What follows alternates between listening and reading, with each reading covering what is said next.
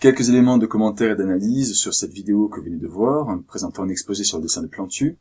Je commence par signaler que je ne me gêne pas pour multiplier les les hésitations, car cela fait partie de l'oral et vous devez absolument vous mettre dans la tête qu'il est impossible d'effacer complètement ce genre de marque d'oralité. C'est normal, vous allez parfois hésiter, cela va s'entendre. Le but est de limiter cela au maximum pour que ce soit le moins fréquent possible. Deuxième chose sur laquelle je voulais insister, c'est le regard. Vous aurez peut-être remarqué que je regarde essentiellement mon auditoire. Je fais attention à toujours regarder dans la direction des personnes qui m'écoutent, même si je ne m'interdis pas parfois, pour dynamiser mon oral, de faire quelques gestes, de regarder du côté du dessin que je commente. Alors ici, avec ma tablette en papier assez ridicule, mais je n'ai pas pris de tablette classique, c'était invisible à l'écran.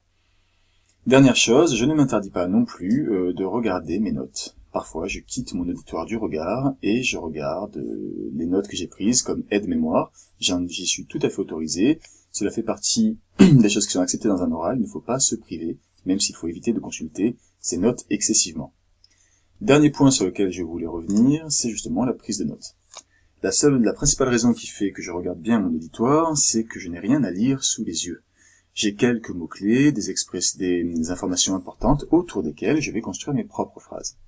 Donc là, par exemple, c'est une carte mentale. Vous savez que c'est un outil que je privilégie. J'aurais très bien pu présenter ça différemment, avec les informations importantes sur le dessinateur Plantu que je présente en début d'exposé. Alors j'aurais pu ajouter des numéros, 1, 2, 3, pour savoir dans quel ordre je devais présenter mes informations.